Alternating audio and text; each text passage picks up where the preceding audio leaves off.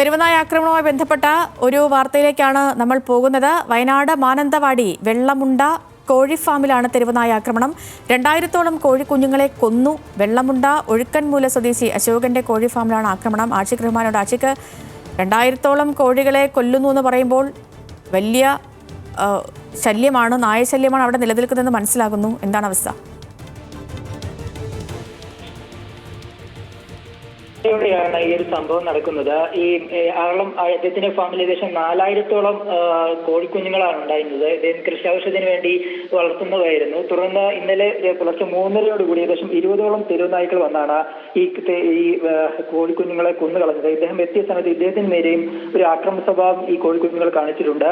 ഈ പ്രദേശത്ത് വ്യാപകമായി ഇത്തരത്തിൽ ഈ ഒരു തെരുവുനായുടെ ആക്രമണം ഉണ്ടെന്നാണ് ഇപ്പോൾ നാട്ടുകാരടക്കം പറയുന്നത്. പ്രധാനമായും രാവിലെ സ്കൂളിലേക്ക് പോകുന്ന കുട്ടികൾക്കടക്കം വലിയ ഭീഷണി നിലനിൽക്കുന്ന പ്രദേശമാണ് ഈ വെള്ളമുണ്ട എന്ന് പറയുന്നത്. അവിടെ വലിയ രീതിയിൽ തെരുവുനായ ആക്രമണം ഉണ്ടാകും. അങ്ങനെയാണ് ഇന്നലെ പുലർച്ചയോടുകൂടി ഏകദേശം 2000-ഓളം, ഒരുപക്ഷെ ആ കർഷകന്റെ ഏറ്റവും പ്രധാന വരുമാന മാർഗമാണ് ഈ കോഴി വളർത്തൽ എന്ന് പറയുന്നത്. അങ്ങനെ പ്രധാനമായും കോഴികളെ ഏകദേശം 2000-ഓളം കോഴിക്കുഞ്ഞുങ്ങളെ കൊന്നു എന്നുള്ളതാണ്. അദ്ദേഹത്തിന്റെ കൃഷിയുടെ പകുതിയോളം തന്നെ.